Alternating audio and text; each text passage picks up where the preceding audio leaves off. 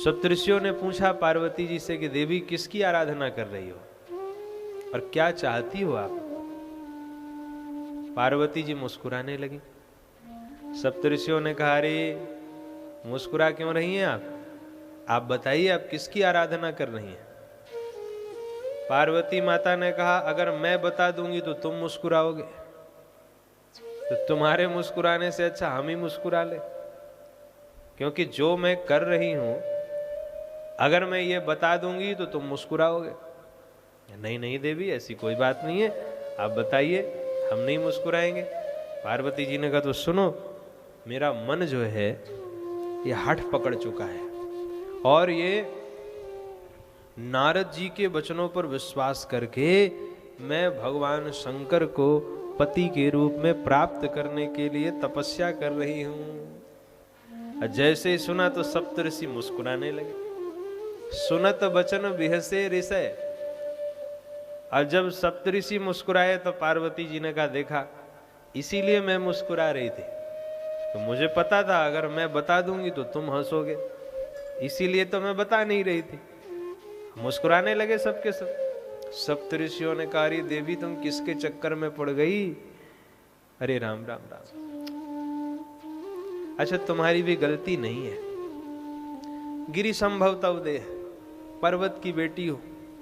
पर्वत तो जड़ वैसे ही होता है, तो पर्वत की बेटी हो के अगर तुम जड़ता का काम करो तो इसमें कोई तुम्हारी कमी नहीं है। ये तो जिसकी पुत्री हो उसको समझना चाहिए था। अरे नारद कर उपदेश सुनी कहो बसो किसुगे। आज तक नारद की बात सुन के किसी का घर बसा है? चित्रकेतु का घर चौपट कर दिया, हिरण्यकश्यप को मरवा दिया, दक्ष के 11,000 पुत्रों को बाबा बना दिया। अरे किसके चक्कर में पड़ गई तुम? ये नारद जो है घर तोड़ने वाले हैं, जोड़ने वाले नहीं है। और ऐसे नारद के वचनों पर विश्वास करके तुम शिव को पति बनाना चाहती हो। तुम चाहो पति सहज उदासा, तुम उसको पति बनाना चाह रही हो जो सहज उदासीन है, अगुण, जिसमें कोई गुण नहीं है। ऐसे पति को बताओ, ऐसा अगर व्यक्ति तुम्हें पति के रूप में मिल भी जाएगा, तुम्हें कोई सुख मिलेगा? अरे उनके मैया बाप नहीं है, उनके पास रहने के लिए घर नहीं है, उनके पास चलने के लिए कोई विमान नहीं है, उनके पास कोई बैंक बैलेंस नहीं है, उनके पास कोई मकान दुकान नहीं है, वह अमंगल वेशधारी हैं, कहो कवन सुख अस बर पाए। ऐसा पति मिल भी जाएगा तो सुख क्या मिलेगा? सुख के बारे में बताओ। अरे उस ठग के चक्कर में कहाँ फंस गई तुम? राम राम राम, उस ठग ने जो है तुमको फंसा दिया। लेकिन देवी अभी भी समय है, हमारा कहा मान जाओ। पार्वती मैया मुस्कुरा के बोली, अच्छा तो क्या करोगे? कहीं और बात चलाओगे क्या हमारी? कहा हाँ आपकी बात चलाएंगे। कहा किसके सामने? सप्तऋषियों ने कहा लक्ष्मीपति नारायण के सामने। इनके चक्कर में मत पड़िए, इनको छोड़िए, और हम आपका विवाह लक्ष्मीपति नारायण से करवाएंगे। बड़े सुंदर हैं, अति सुंदर, सुचि, सुखद, सुशीला, गावहि वेद जासु जस लीला, दूषण रहित सकल गुण राशि, श्रीपतिपुर वैकुंठ निवासी। अरे कहाँ आप इनके चक्कर में पड़ी हैं? इनमें 9 अवगुण है और हम आपका विवाह उससे करवाएंगे जिनमें 9 सद्गुण विद्यमान है।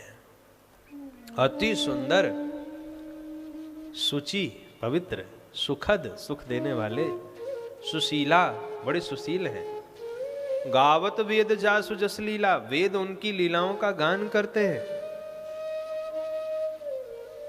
ऐसे लक्ष्मीपति से आप कहो तो आपकी बात चलाएं। तो पार्वती मैया मुस्कुराते हुए कहती है, सप्तऋषियों देर कर दी आने में तुमने, अगर पहले आते विचार करती। अब तो मैं यह जन्म शिव जी के लिए हार चुकी हूं, इसलिए अब गुण दोष पर विचार करने का प्रश्न नहीं रहता, अब समय नहीं रहा। अगर तुम थोड़ा पहले आते तो मैं विचार करती। अब को गुण दूषण करे बेचारा, मैं यह जन्म शंभु हित हारा। और कितना सुंदर संकेत कर रही है पार्वती माँ कि एक बार जिसमें समर्पण हो जाए तो समर्पण के बाद केवल स्वीकार्य होना चाहिए, उसके गुण दोषों पर ध्यान नहीं देना चाहिए। समर्पण हो तो स्वीकार्य हो। जिसमें समर्पण हो गया, जिसको अपना मान लिया, उसके अंदर अगर अवगुण भी हैं उसको भी हमें सहना है, सद्गुण है तो हमें सुख लेना है, लेकिन उसका साथ 7 जन्मों तक, मरते दम तक छोड़ना नहीं है। ये भारत की संस्कृति रही है। इसीलिए हमारे यहाँ जो विवाह बंधन होता है, हम कहते हैं 7 जन्मों के फेरे, 7 जन्मों के बंधन में बंध गए। पार्वती माता ये नहीं कह रही है, पार्वती जी ये कह रही हैं कि ठीक है, आपकी सारी बातें सही हैं, लेकिन अब मैं आपकी बात क्या, मैं शिव जी की भी बात नहीं मानूंगी। अगर शिव जी भी यहां प्रकट होके कह दें कि देवी मुझसे विवाह मत करो, तो मैं उनकी बात भी मना कर दूंगी। आप कहीं 7 बार महेशु, शिव जी भी कहे तो उनकी बात भी मैं नहीं मानूंगी।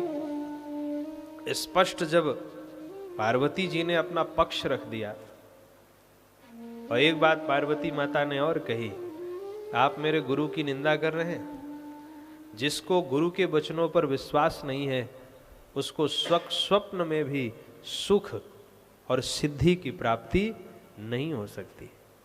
पार्वती जी ने कहा, गुरु के वचन प्रतीति न जेहि, सपने सुगम न सुख सिद्धिते ही। जब ऐसा उत्तर दिया, सप्तऋषि तो पार्वती माता के चरणों में गिर पड़े, और सप्तऋषि कहते हैं, माँ आप माँ हो, हम पुत्र, हम क्या परीक्षा लेंगे, तुम माता भगवान शिव, सकल जगत पितु मात। मैं आपकी परीक्षा लेने नहीं आया था, अरे वो तो भोलेनाथ ने भेजा, उनकी आज्ञा हुई, इसलिए हम आए, आप तो सारे जगत के माता पिता हैं। ऐसा कहकर के सप्तऋषि वहां से चले गए। शंकर भगवान को जब बताया तो शिव जी की समाधि लग गई। उसी समय शिव जी समाधि में चले गए। जब विवाह का निश्चय हो जाए तो राम का चिंतन करना चाहिए, इसीलिए शिव जी समाधि में चले गए। कल एक कथा हम लोग सुनेंगे कि नारद जी को मोह हुआ, तो नारद जी को लगा कि काश मेरा विवाह हो जाए। जब उनके जीवन में विवाह करने का निश्चय हुआ तो वो राम का चिंतन नहीं किए, वो काम का चिंतन करने लगे। जब तप कछु न होय तेहि काला, हे विधि मिले कवन विधि वाला। परिणाम क्या हुआ? बोले विवाह ही नहीं हुआ। इसलिए जब विवाह निश्चय हो तो राम का चिंतन करना चाहिए। शिव जी राम जी का